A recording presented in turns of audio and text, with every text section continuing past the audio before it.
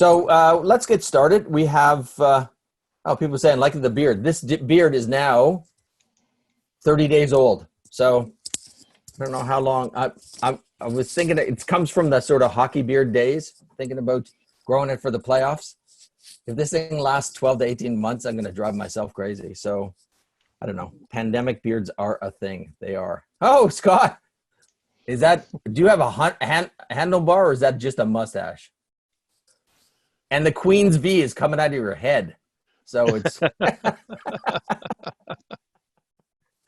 so yes, we'll probably have a lecture on backgrounds and Zooming protocols that way. Anyway, so good to have Dan on. Dan and I have been close associates working with CPRS and the Global Alliance for more than 10 years. And I've always been impressed with the work they've done, and even in terms of the work in terms of defining their agency as an agency that works in public relationships. And those that understand the way that we focus our teaching, our pedagogy, and our research really is understanding the relationship between relationships and reputation and outcomes and measurement. And so I'm really happy to have Dan as our second guest on Tuesday Talks. And he's going to talk to us about the findings from their 2020 Public Relationships Index that they released last week. So Dan, over to you. Okay, great. Well, thank you very much, Terry.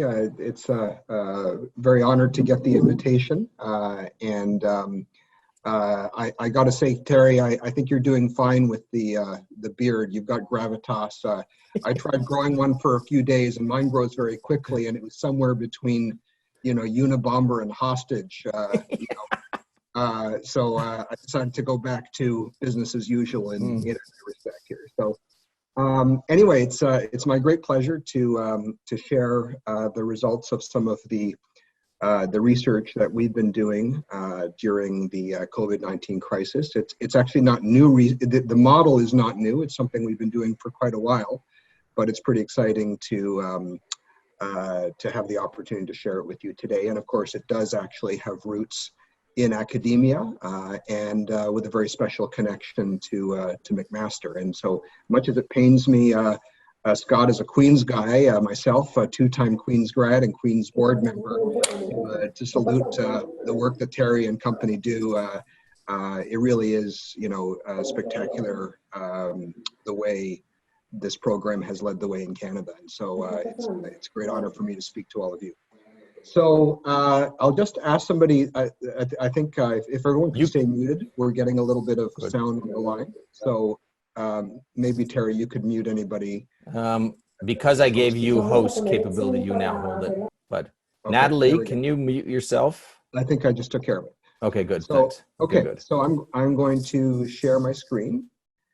And so I'm hoping that this screen is visible. It's building relationship capital during COVID-19. And so what I'm going to do is just give you an overview of some research which we launched last week in two waves based on applying our public relationships model to the impact that the crisis has had on Canadians' key relationships, the relationships with key people in our lives, the people closest to us, but also critically how it shifted our perceptions of and our relationships with government at all levels of government, as well as the way it's affected that really critical dynamic with our employers. And of course, we released this last week amidst some pretty shocking and disturbing numbers related to job losses. And so that's why I think it's particularly relevant for employers to think about this stuff today. So let me just talk a little bit about our model. As I mentioned early on, it was a collaboration that had your program's fingerprints on it to some extent, in that when we started talking about this concept of public relationships back in 2015, when we did our own rebranding, we really wanted to shift the conversation from public relations as a process to public relationships as an outcome. right? And to shift the vocabulary and the perception of what it is we do. To shift public relations from being something that organizations do when they have an announcement or a crisis, to something that they have to do every single day in good times and bad, because it's fundamentally illogical not to steward all the key relationships that matter to your business or your organization. And so developed it collaboratively with Leger in the form of a survey. And I think Alex is on the line today. And as I do every single time I've ever talked about this, a special shout out to him, because his advice was really critical early on in helping us develop the model. And so it is drawn from the Hahn and Grunig model, cited here in Measuring Relationships in Public Relations way back in 1999. And just to put things in slightly more common language, though, what they refer to as an exchange relationship, we define as caring for those with whom you work or do business. And a communal relationship is defined in our survey as concern for people like me. And so, some years we get a lot of attention for this and a lot of coverage. Other years, not so much, but, it's been a steady beat of the drum. And over time, we've amassed, in partnership with Leger, a pretty interesting bank of research, which you can find online at we've got a microsite, and I can share the link to the site with you. We've posted at the high level all of the results year after year. But every year what we do is we pick a sector or two or three and kind of look at the health of public relationships, the relationships between organizations and brands in that sector and the public and the publics that matter to them. And so we've looked over time at insurance companies, sports teams. That one was very interesting. Airlines, banks, telcos, cable cos, grocery retails. We did that. We chose that one and launched it in the wake of the bread price fixing scandal. And sure enough, or surprisingly perhaps, Canadians' relationships with their grocers remained super strong at the time. Last year we did municipal governments, which got a lot of attention. Unfortunately, the news being the news, it tended to get coverage in the cities where the public, gave their local government a thumbs down rather than a thumbs up. But it was still interesting, and I've had a lot of municipal leaders been very interested in that work. Presented it a couple of months ago at the city of Guelph, and I've presented it in BC and various other places since our business is we've got offices across the country and do a lot of work in the municipal sector. And then this year, as Terry previewed in his note to all of you, and as I mentioned earlier, we decided to time it very much around this crisis and try to understand, for our clients, but also for just kind of as something we'd release for public knowledge and the knowledge of communicators, how has the crisis affected our personal relationships, our relationships with government, and our relationships with our employer. Now, one question that I've received in doing a number of media interviews on this in the last week is why look at relationships? And I'm assuming that this is a very friendly audience in answering this question. But there's been a lot around people's satisfaction with government in particular. How satisfied are they? Or what do we think of their performance? Do we trust them? How does this affect our voting intentions? But our thesis, which I hope you guys would agree with, is that relationships matter all the time, and they matter uniquely in a crisis, even more than most of the time. And that the idea of a relationship, it's more complex and enduring than a satisfaction rating or an approval rating, right? And as I highlighted in looking at the dimensions we explore, trust and satisfaction is part of it, but it goes deeper than that, because I think what we're doing is we're combining rational assessments like competence and satisfaction with emotional ones like affinity and empathy and influence and trust. And so I think it's quite a powerful metric, and and certainly we've become quite evangelical in urging more organizations to use this model to measure the health of their own relationships and to empower their communications teams and their leaders afterwards with those results. So enough of the overview. Let's get into some of the data. And so the first point that I want to make is that we started to sort of saying, well, what's the impact? What do we suppose the impact could be on families and on our relationships with those closest to us, right? And here I am working in my living room. My younger son is next door, doing his middle school class online. My wife works from home and she's on another floor doing her work, and so we're in each other's spaces and faces, and how is that affecting our relationships? And what's kind of interesting, and I don't know if this will be the case if we're still working like this in 3 or 4 or 5 or 6 months, with hope we're not, but those relationships have all become stronger. And so looking at the range of responses here, you see, in the first column on the right there, aggregating significantly improved and somewhat improved, as researchers frequently do. We see how the crisis and despite being isolated, and distanced, it's brought us all closer, right? So our family, our coworkers, I'll get to employers in a few minutes, healthcare providers. Now, obviously, that number is 41, but in part that's because 40% of people, didn't know or hadn't seen a change. Presumably those aren't people who've had to visit their health provider during the crisis. But if you just look at the gap, between improved and declined, it's pretty stunning results, I think, in terms of the change that we've seen in a very, very short period. I mean, this is a matter of weeks. And so looking at this more closely, let's look at Canadians and their governments. And, all of the research I've seen, and we do a lot of work in the public sector as well as the private sector, but all of our public sector work, one thing we always have to overcome is a trust deficit and public skepticism, apathy. A big part of our business, especially in Western Canada, but also in Ontario, is public engagement, where we'll help governments and we'll manage public consultation and engagement programs for them. And it's often really hard to overcome some of the barriers people have around government. And so, there are a lot of trolls out there. And if you look at social media on any given day, even during the crisis, it's kind of depressing how much negativity there is about our leaders.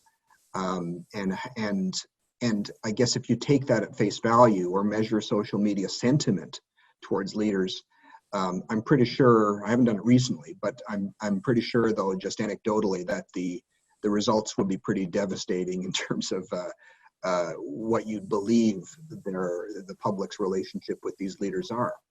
But yet, when you actually look at the data,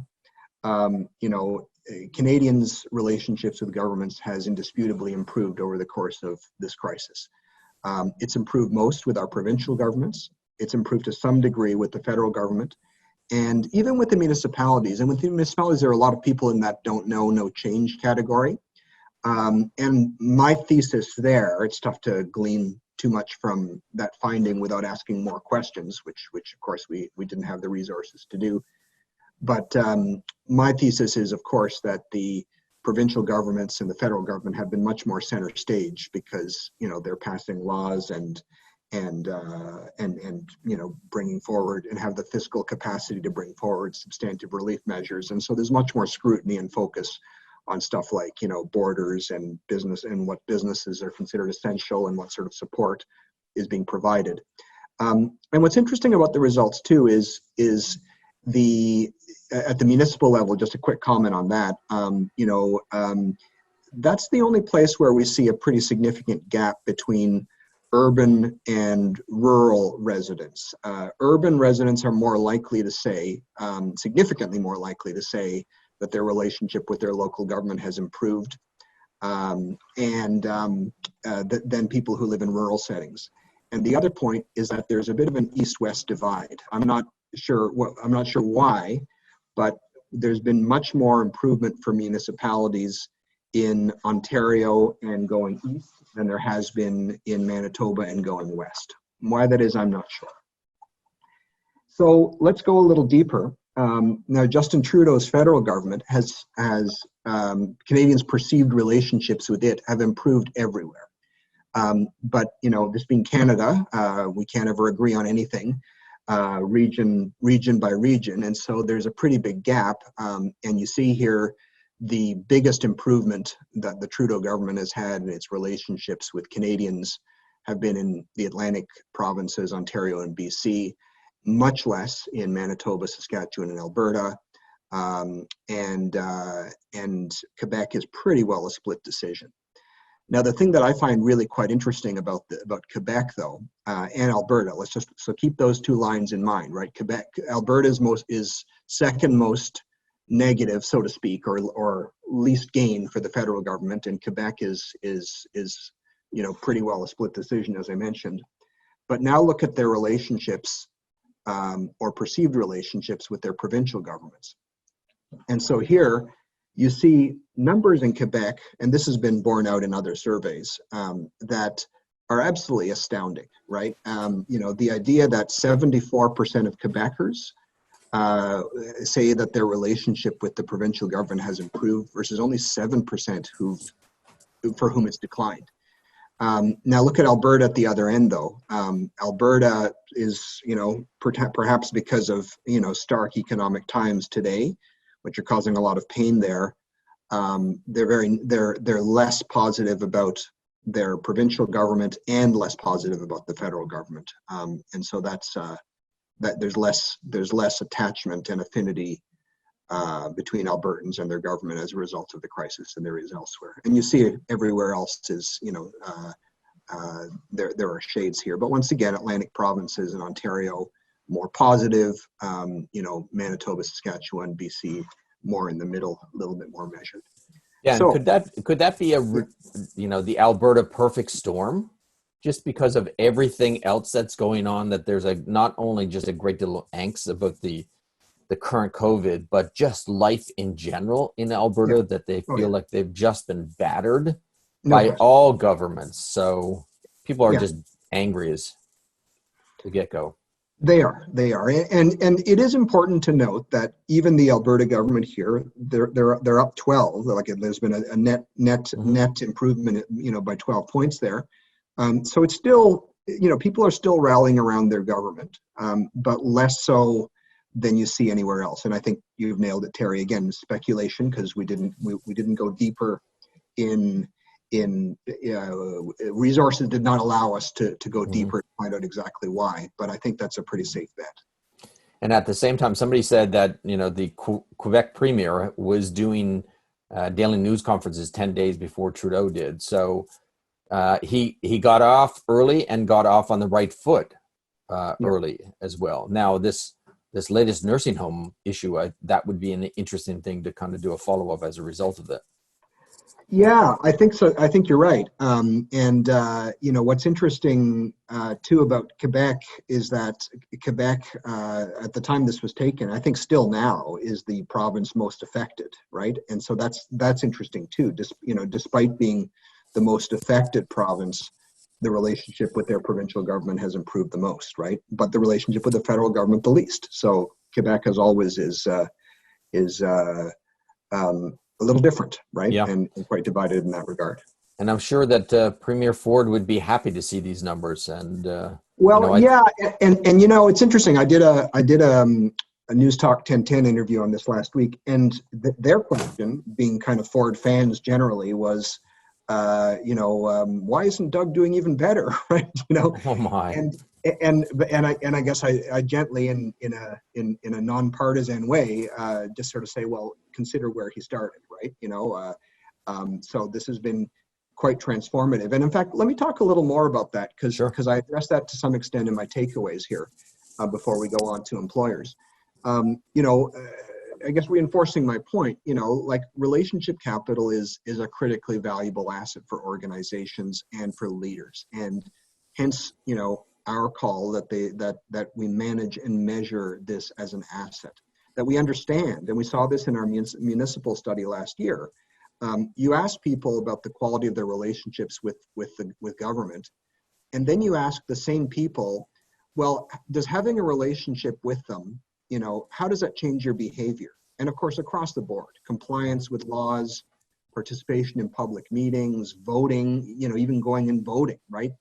All of those correlate very strongly, not surprisingly, I guess, to people who have a stronger perceived relationship with their government. And so smart governments and leaders will invest in these relationships, because if there's ever a time when we need compliance, we need, this is such a time. And what leaders say and do in a crisis, and how they say and do it, it really matters, and it builds those relationships. So, Paul Holmes of the Holmes Report, now called Provoke, he did a great piece on the absolute appalling, abominable failure of Donald Trump's leadership during this crisis. And he analyzed it with respect to four things: openness, competence, fairness, and empathy. And concluded, not surprisingly, that the president had failed on each of those four things, right, in demonstrating those four things.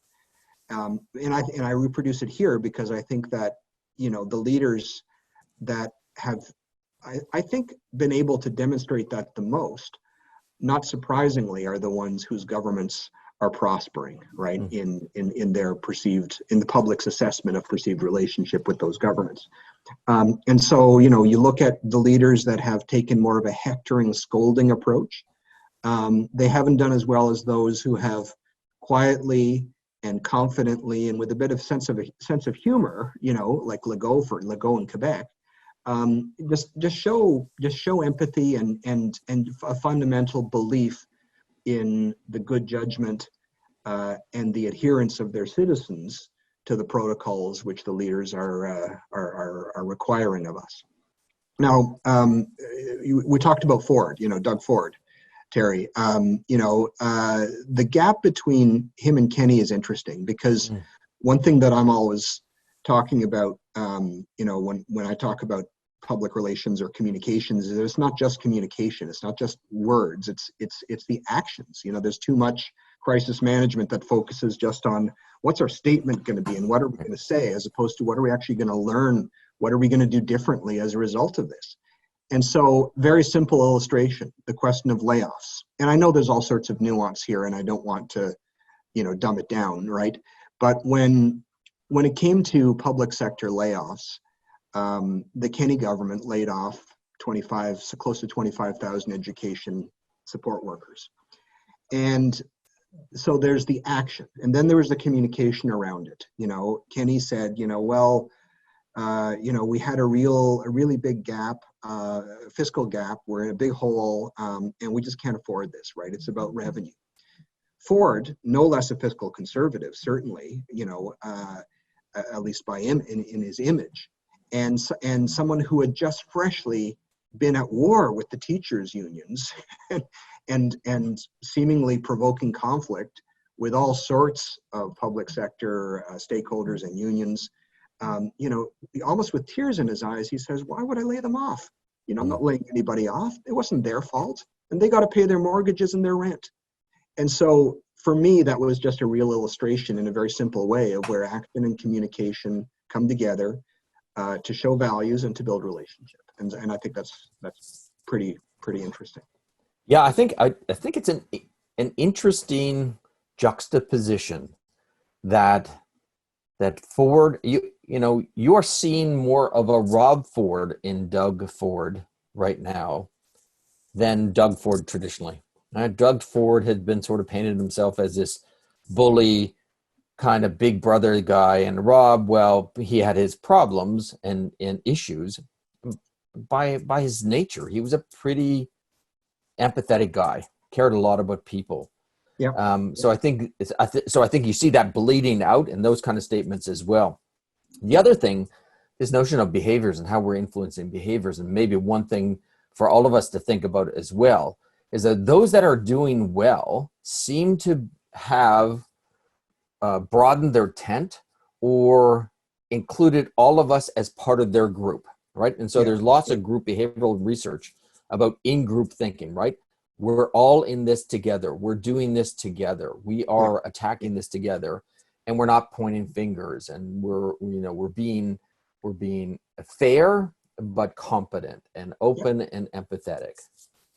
Yeah, exactly. And so if you look at one can never make pronouncements or draw too many conclusions about Donald Trump. But because he has a habit of confounding predictions and expertise. But if you look at why he struggled is because people really do expect leaders to collaborate and to work together, not to be acrimonious and yelling at each other and pointing fingers during a crisis. And so that's been a real feature where Doug Ford has distinguished himself here. He's made those with whom he has adversarial relationships his allies, if in words at least, if not actions. Yeah. Okay, shall we go on to employers? Yeah. All right. So, and I was just checking in some points on the online chat, and Dave Schultz of Leger answered a question. Then I just want to highlight that for everybody because I apologize. I should have said this right up front. This is based on a Leger study, 1,500 Canadians from their Leger, their online panel, their ongoing online panel, conducted between March 27th and 30th. So that's when the survey was taken and its methodology.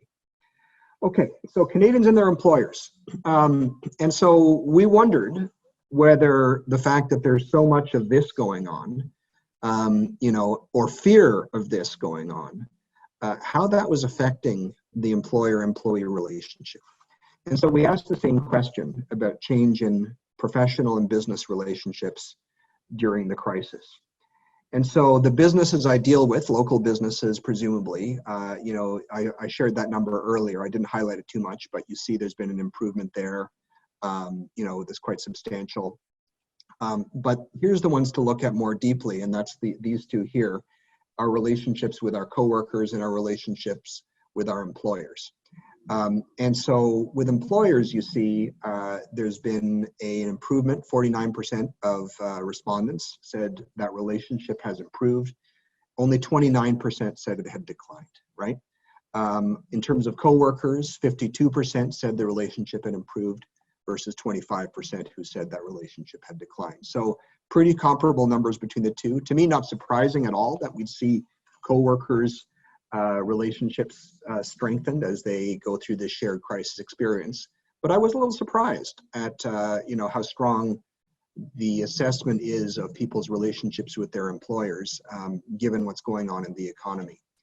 And so the other point is that there was even a finding here about if you segment out those who've lost or left their jobs during the pandemic, they don't blame their employers, it is my conclusion, because you still had a narrow majority reporting satisfaction with their most recent employer. And I thought that was very interesting, right? That relationship remains strong. And we'll come back to that because my own thesis is that, we have to pay particular attention to those vast numbers of temporarily laid off workers because they need to come back into the economy, and businesses need to bring them back in order to be successful. So how do we maintain relationships with them? That becomes quite important. So then my question was, is this just like work, like soldiers in a foxhole, right? Like, okay, well, we're closer to our coworkers and our employers, because we're under duress and we're huddling closer together, braving the enemy. But this next piece, looking at our typical model where we track those different criteria: satisfaction, trust, taking care of people who work here, concerned about people like me, committed to meet my expectations, and that critical question of influence and the extent to which I have influence over my employer's decisions or direction. You ask them those questions, and the numbers are very, very strong here, right? Suggesting that the strength of that employer-employee bond is considerable. It's deep and it's broad. It's strongest in Quebec, interestingly, but strong right across the country with very little variation.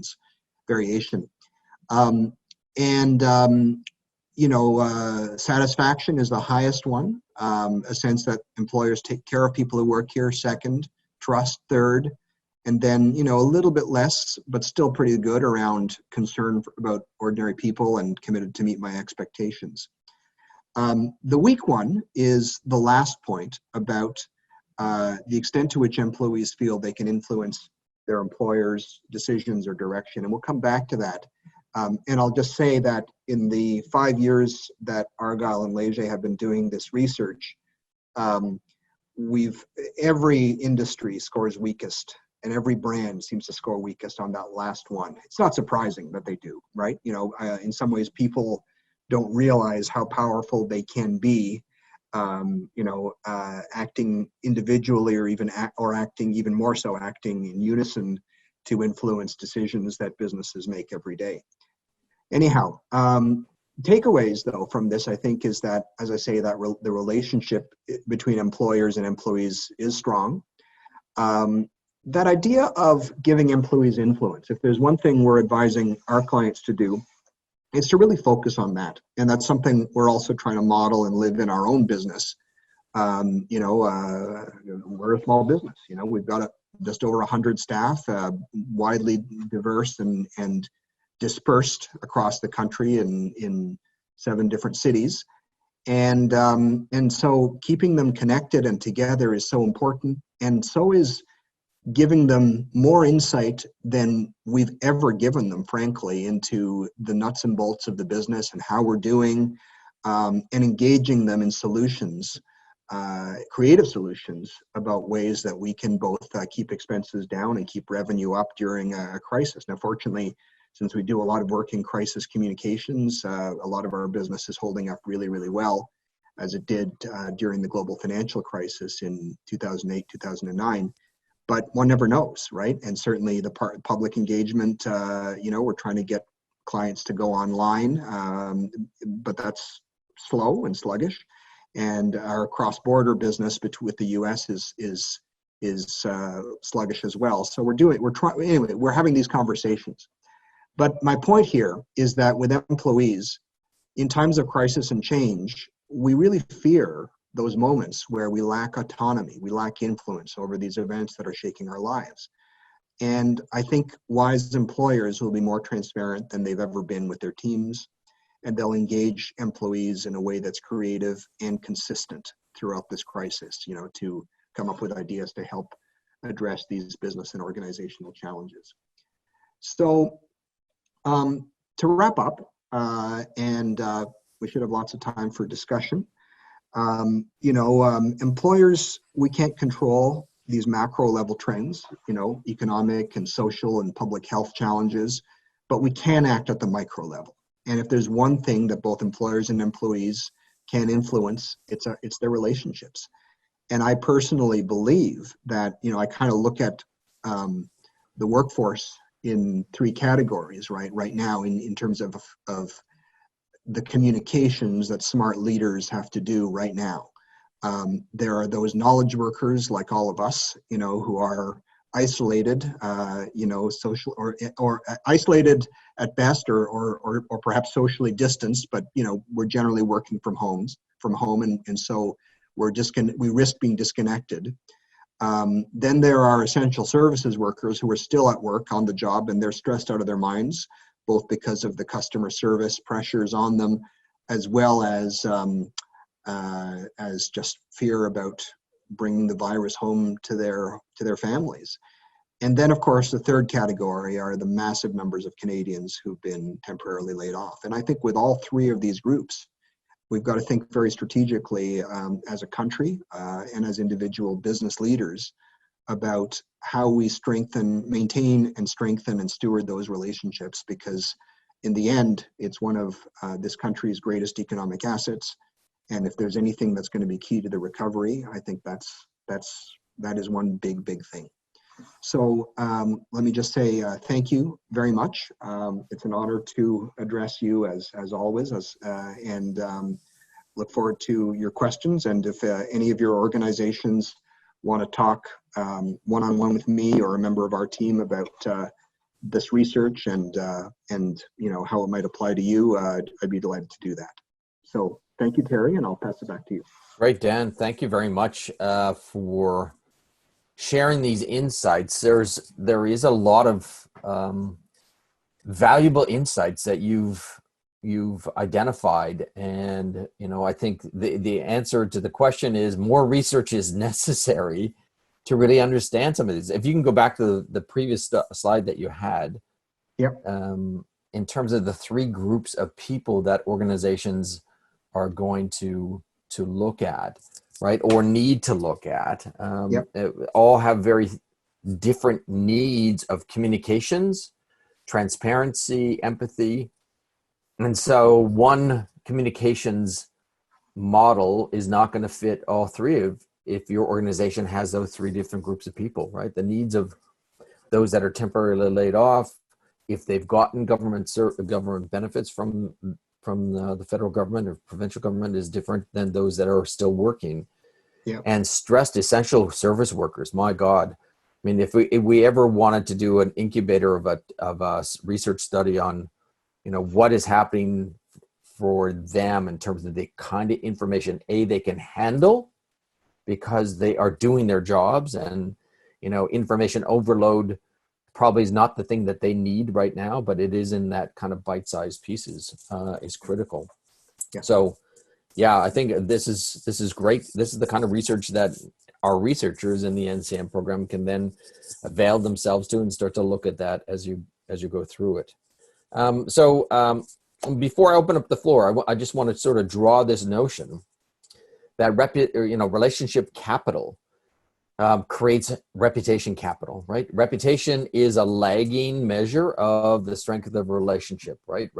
Strong relationships create strong reputations.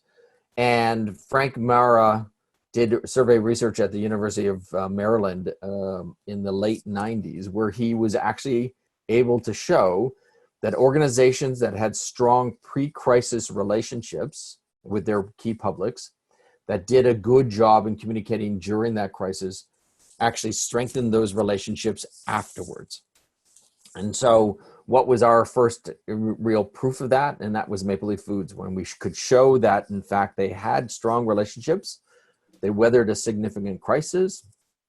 22 people died, 40% of the North American stock market collapsed. And at the end of the crisis, they had strengthened that relationship, okay?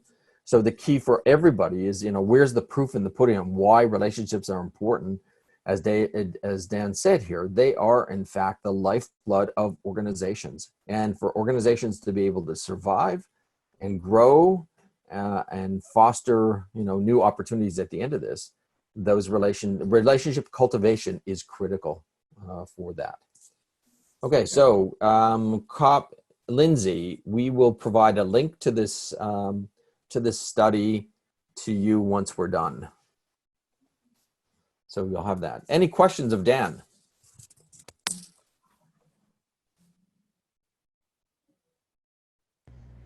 Hey, Dan, it's Ilda. That was great. Thank you so much for sharing that with us. A question for you.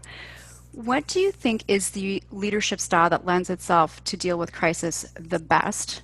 And what do you think is like a red flag for any leader if they sort of demonstrate a particular leadership style before a crisis? Like what lends itself to supporting crisis and what really hurts in a time of crisis in terms of leadership styles and approaches?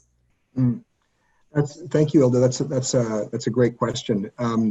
Yeah, I mean, I find the researchers on the call probably can give you a more data-driven answer here, but certainly in my experience, those who more exemplify the characteristics of servant leadership, I've always found do very well in a crisis. See themselves like so. So here's a very simple example. We engaged our team, our leadership team, in some planning. Right, we said, okay, our business is holding up pretty well right now. We haven't seen any significant financial impact, touch wood, but we are worried about cash flow, clients paying us late. And we are worried, of course, about the possibility, down a few months, and this continues, what's the impact going to be on budgets, right? And so we did some scenario planning. And it was interesting that unanimously, everybody around our leadership table said, I would take a pay cut before I would ask any employees to do that. And I would and before, you know, we would consider laying anybody off. And I thought that was really interesting, right? And look, and I'm not trying to suggest that that's the only thing, the only way that works, and the only good idea. I mean, there is a perfectly legitimate case to be made that something like pay cuts should be shared across an entire organization. But to me, it was very interesting that, you know, without my steering them in any particular direction, everybody said that. And so, I think that the risk for leaders at this time, particularly as we're isolated from one another and we're talking to people, you know, in this very strange, through these very strange technological means where we're isolated, but yet there's a bizarre intimacy as we peer into one another's living rooms and and personal spaces. The risk of a leader making decisions on their own without fully understanding the context in which they're making those decisions is very, very high, I think. And that's why I think the relationship between the communications leader, the chief communications officer, and the CEO becomes so critical now. And for the chief communications officer, in turn, they've got to have their networks and their own relationships, their own web of relationships, and their own ability to scan the environment has to be very, very strong. But leaders that are, you know, ego-driven, that go purely based on instinct rather than data, that prioritize either the data or the human, rather than looking at them together, I think are at greater risk during a crisis. So, sorry, it's a bit rambly, but those are a few perspectives I have on that question. And I'll support that, Dan, with the research that we've done in neurobehavior and what people look at leaders or, spokespeople. Now, in this case, I think, the three most important characteristics of a leader would be that they're trusted. If they didn't have trust beforehand, although you could make an argument, maybe Doug Ford has really changed that around, but it's hard to gain trust in this kind of situation. So, number one. Number two, that they're empathetic, right? That they can put themselves in why people are asking those kind of questions, right? Traditionally, you don't have to be the CEO of a Fortune 100 company or a bank. But when people are saying, look, I don't know if I'm going to be able to make my next car payment or insurance payment. Yeah. And, if you can't relate to that, that's going to put you at a distance. And so, and so those three, right? Trust, relatability, and empathy, I think, is the characteristics that people are most looking for right now. Yeah. No, I think you're absolutely right. And to this question of trust, I've become persuaded over the years that PR firms and communications professionals talk a lot about our job being to build trust. And I obviously agree with that, right? And you've got lots of research that communications leaders are doing around this question of trust. But I think in some ways, for a lot of organizations in a low trust environment in which we all live right now, the trust is a pretty high bar. And so I almost see, even if I don't trust every leader, the question is, do I have confidence in that leader? Do I have confidence they're going to make the right decisions, that generally they're going to do them for, at least 80% of the right reasons, even if there's some self-interest if they're coming up on re-election, for instance, in the case of a political leader. But fundamentally, do I have confidence in them and their ability to do the job and to make the decisions that I believe are right? And so I almost see that as a key way station en route to getting to that higher goal of trust. So Anya has asked, communications people are often in a silo. We are currently isolated and could be struggling with our value to the organization. How can we stay connected, or even how can we demonstrate our value in these times? Yeah. Well, that is an eternal question for us, and I guess I'd say that in terms of our mindset, the starting point for me is always, are we looking at are we correlating the sort of work that we're standing up and volunteering to do and putting into our work plans and proposing be in our work plans? Are they highly correlated with what the most senior levels of the organization value most, right? And the perceived business value to the organization. And so we tend to, we tend to get jobs that have to do with, obviously, media relations, social media, crisis communications. There are a series of tasks that are invariably in our mandates. But I think we need to be doing a lot more around, helping CEOs enunciate their visions, right? Change management is a huge area that often belongs within the organization, belongs to other disciplines or is shared with other disciplines, right? Corporate reporting, public affairs, sometimes is part of our remit, sometimes isn't. And so there's a lot of stuff that's valuable in an organization. I think the starting point right now has to be communicators asking themselves, what does this organization need most right now that can be influenced by communication? And if I'm not managing it today or advising on it today, how can I put myself in a position and my team in a position where we are offering something on it? And don't wait to be asked. Go to your manager, your client, the most senior level possible, and say, I think we need to be thinking about it. And that sort of thinking that I think is critical to success. Yeah, and I would agree with that. I think now, if you're not at the table, if you're not dealing with the decision makers right now about how to communicate in this period of time, hey, Felix, can you mute your microphone, please? Thanks. Then it's going to be pretty hard because they obviously are not, they don't necessarily value that kind of communications. But I think what you want to do is take the kind of research that we're sharing with you, we did last week and this week, and continue to go on, to be able to show the value, game plan, the different cycles of response that will have to happen as we deal with this. A couple questions that have come up. One from your colleague at Queen's University from Scott Anderson. Dan, do you have any thoughts on how these results may change if we are still in isolation a few months from now? Well, after 30 years in communications, I've learned not to answer speculative questions, especially when they involve research. But you know what, though, like Scott, it really is tough to predict. I think that the one thing I'll say is that I think it's maybe at the risk of being a little trite about this.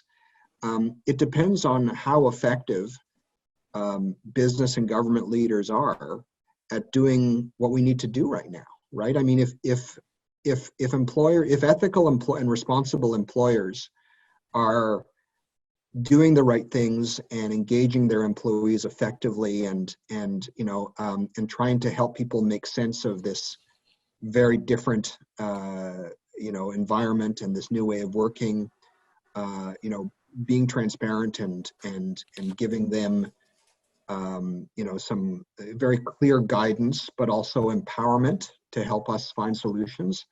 I'd be confident that these numbers can be sustained even if this goes on for a few months and perhaps even afterwards, right? I mean, I'm a real fan of looking at moments like this as times of opportunity where we can kind of reset the relationships a little bit, and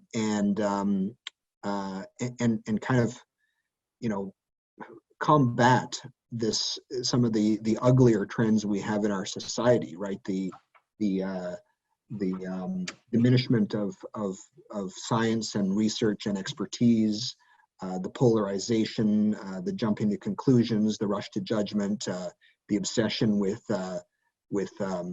identity, individual identity, as opposed to community need and community values. And I think a lot of this stuff, there's an opportunity for us to use this crisis and be thoughtful about the way we evolve engagement with people. I mean, stakeholder engagement is more critical now than it arguably has ever been.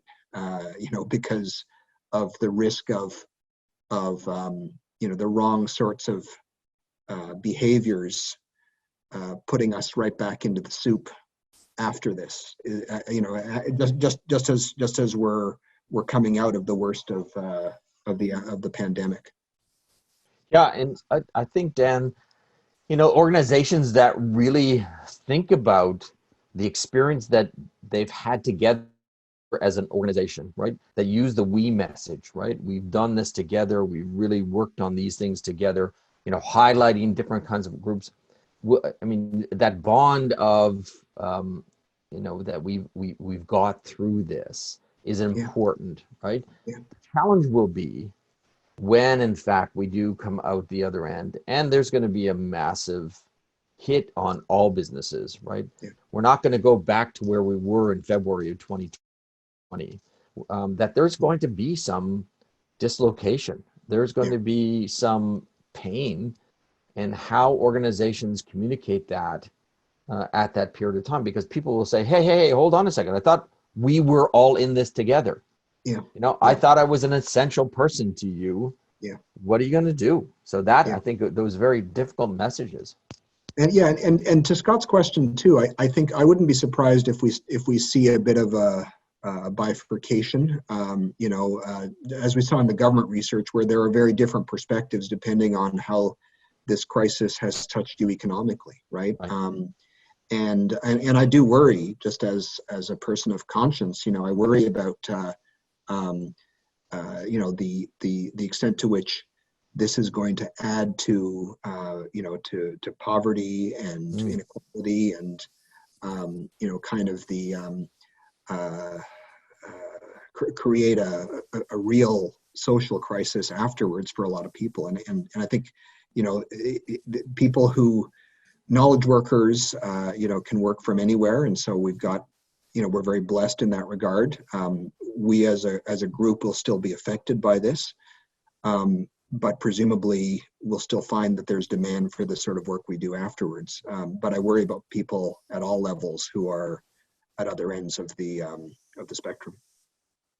Right. And I think a renewed social contract will be something in order that looks at people's living wages, right? When you now that you've given grocery store clerks $2 an increase in their hourly wage, what do? Take that away at the end of this? Yeah. Right. So that I think you're right. I think there's a great potential for a great deal of social unrest as a result of this, if this is not dealt with properly. Christine said, we're starting to see those difficult messages now, so it's not a shock, and being really transparent about our financial position. I think that's right. I think part of that is just being very, very open. And you're absolutely right. And because I think people are way more likely to understand and to accept a decision even where they are personally affected. If the inoculation, or I mean that's the wrong word, but if there's transparency early on, saying here's where we're at, right?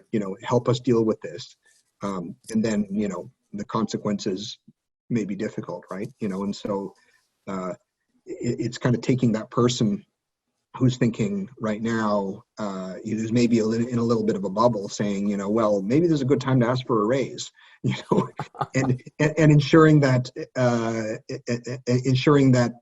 they that somebody in that boat right now has the information and knowledge that they need to understand why that's not a good idea. Right. Is empathy for those who are affected and is engaged in looking at ways that the situation can be addressed or improved. Right. Well, look at it, Dan. Thank you very much for your time today. This has been a enlightening and very important discussion about the research here in Canada. Last week we had research from the U.S. So I think my goal is to be able to share this with everybody in a way that helps you have something to take back. You now have empirical evidence to be able to take to your employers or your bosses to be able to demonstrate and show that value. And especially on that relationship front, it's critical for everyone. So Dan, thanks a lot. Good luck with what you're doing. And Thank you. I look forward when we can get back to normal and continue to have regular conversations. Absolutely, Terry. Thank you very much for the opportunity. And I've just posted just a link to our little microsite that we've been updating over the years that'll give you the high level of the research anyway that we've done year after year. So thanks to everybody. All the best. And do let me know if you have any follow-up questions. Next week on Tuesday Talks, Paul Bates, hopefully, cross our fingers by then, because tomorrow he defends his PhD. Dr. Paul Bates will be on to talk about the global marketplace and what's happening as it results to COVID as well. So we look forward. We'll push out some messages to everybody, and we'll look forward to seeing you next week. Have a good week, everybody.